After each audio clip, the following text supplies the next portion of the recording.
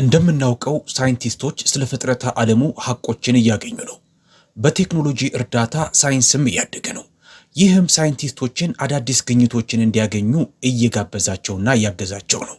ቴክኖሎጂ የተፈጠረው በቅርቡ ዘመናዊ ዓለም ጊዜ ነው። ቁርአን ደግሞ የወረደው በግምት ከ1400 ዓመታት ገደማ በፊት ነው። በሚገርም ሁኔታ በዛሬ ጊዜ ብቻ ሊረጋገጡ የሚችሉ ሳይንሳዊ ሐቆችን ቁርአን ይዟል። ለምሳሌ የሶዶማይቶች ታሪክ ወይም በኢስላማዊው አስተምህሮት ውስጥ የነቢዩላህ ሉጥ ታሪክ በመባል የሚታወቀው ያፈነገጡ ባህሪዎች እንዴት እንደሚቀጡ የሚያሳየው ግልጽ ምሳሌ ነው።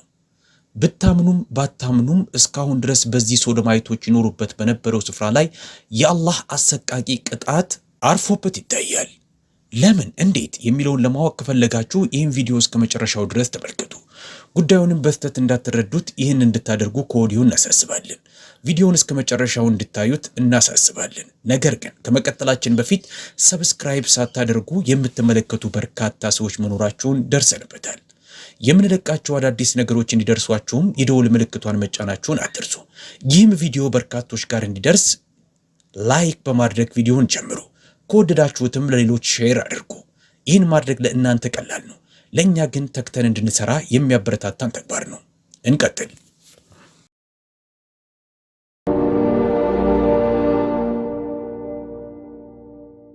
ስለ አላህ ቅጣት ስናወራ ወሰናቸውን ያለፉ ኃጢአት በመፈጸማቸው በአላህ ቁጣ ስለጠፉ ህዝቦች ጥንታዊ ክስተቶች እንሰማለን። ይህ በእንዲህ እንዳለ ደግሞ ሁኔታውን ለመገመት የሚያዳግታቸው ሰዎችም እንዳሉ ይሰማል። ምንም እንኳን ብዙዎቻችን በዛሬ ጊዜ የባህር ዳርቻዎችን እንደሚያወድሙ ሱናሚዎች፣ ወፍራም ጭስ የሚተፉ የእሳተ ገሞራ ፍንዳታዎችን ያሉ የተፈጥሮ አደጋዎችን ዘወትር ብናይም እነዚህ ክስተቶች በጥንት ይኖሩ የነበሩ ህዝቦች ላይ ይደርስ ከነበረው ቅጣት አንጻር ሲነጻጸር እዚህ ግቡ የሚባሉ አይደሉም።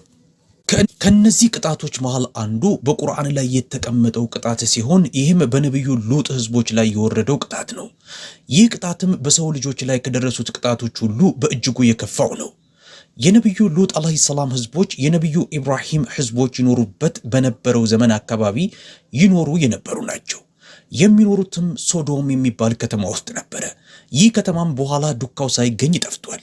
ይህ ከተማም ሚስጥር ሆኖ በሰዎች መሃል ከአፍ ወደ አፍ እየተላለፈ ሲነገር የቆየ አፈ ታሪክም ነበረ። ነገር ግን አላህ ይህንን ታሪክ በማረጋገጥ ለሰው ልጆች ትምህርት እንዲሆን የቁርአን አካል አድርጎ አምጥቶታል። ታሪኩ የሚጀምረው የወሲባዊ ችግር ካለባቸው ሰዎች ጋር ነው። ወንዱ ከወንዱ ጋር፣ ሴቷም ከሴቷ ጋር ግንኙነት ማድረግ የሚወዱ ህዝቦች ናቸው። በእርግጥ አግብተው ወልደዋል። በዚህ መንገድ ባይሆን ዘራቸው መቀጠል ስለማይችል ወሲባዊ ፍላጎታቸውን ለማሟላት ግን ምርጫቸው ያደረጉት ከተመሳሳይ ጾታ ጋር የሚደረግ ግንኙነትን ነበር። በመጀመሪያ የሶዶም ህዝቦች የዚህ አይነት ወሲባዊ ችግር ውስጥ ከመግባታቸው በፊት ኖርማል ህዝቦች ነበሩ። ነገር ግን ይህ የጀመረው በሁለት ጤነኛ ባልሆኑ ጥንዶች አማካኝነት ነበረ። ከዛም ይህም በመስፋፋት በማህበረሰቡ ውስጥ ያለ በሽታ ሆነ።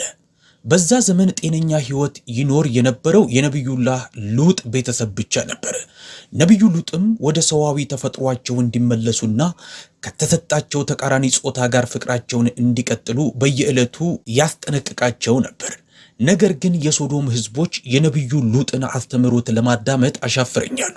እንደውም ባሉበት ሁኔታ የበለጠ ምቾት አደረባቸው። ወደ ቀልባቸው ለመመለስም ይሁን እውነተኛውን አምላክ ለማምለክ ወደ ኖርማል ሰውነታቸው ለመመለስ ፈቃደኛ ሳይሆኑ ቀሩ። በአፈንጋጭነት ህይወታቸው ላይ የበለጠ ጸኑ።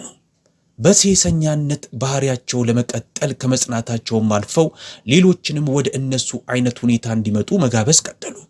የነቢዩላህ ሉጥ ማስጠንቀቂያም አዎንታዊ ምላሽ ከእነሱ ዘንድ አግኝቶ አያውቅ። እንደውም ሴሰኞቹ የሶዶማይት ህዝቦች ነቢዩ ሉጥና ቤተሰቦቹ ከሶዶም ከተማ መባረር ይገባቸዋል አሉ። የሶዶም ህዝቦችም የአላህን ኃይልና ቅጣት አዩ።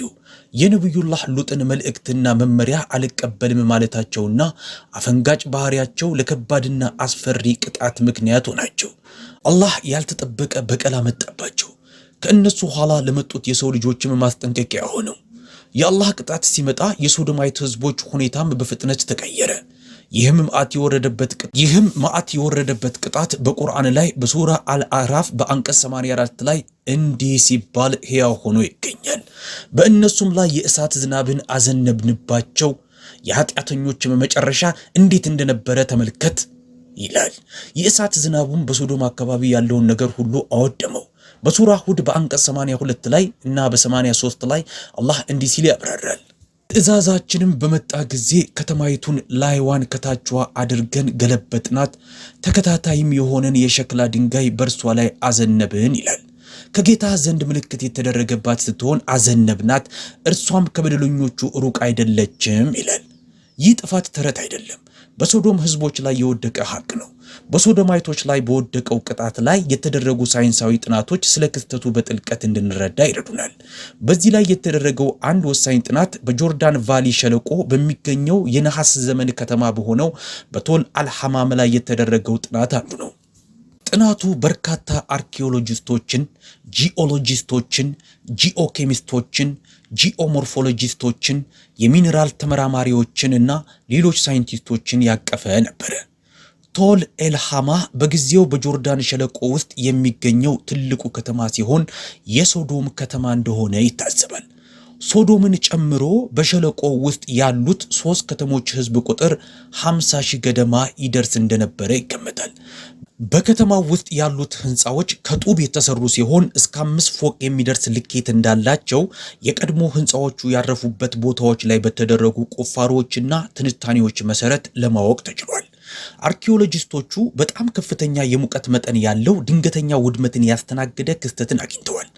በአንድ የታተመ ጥናታቸው ላይም የደረሱበት ድምዳሜ መንስኤው ለዚህ ውድመት ጦርነት፣ እሳት፣ የእሳተ ገሞራ ፍንዳታ ወይም የመሬት መንቀጥቀጥ ሊሆን እንደማይችል ነው።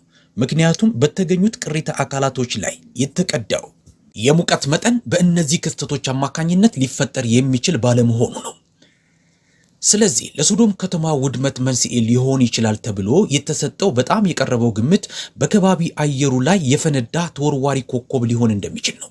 ምንም እንኳ በሳይቱ ላይ ገሞራ ቆሬ ባይገኝም የከተማው ውድመት መንስኤ ተወርዋሪ ኮከቦች በከፍተኛ ፍጥነት በከባቢ አየሩ ውስጥ ሲያልፉ በሚከሰት ከባድ የአየር ፍንዳታ ሳቢያ የተፈጠረ ሊሆን እንደሚችል ተመራማሪዎቹ ደምድመዋል።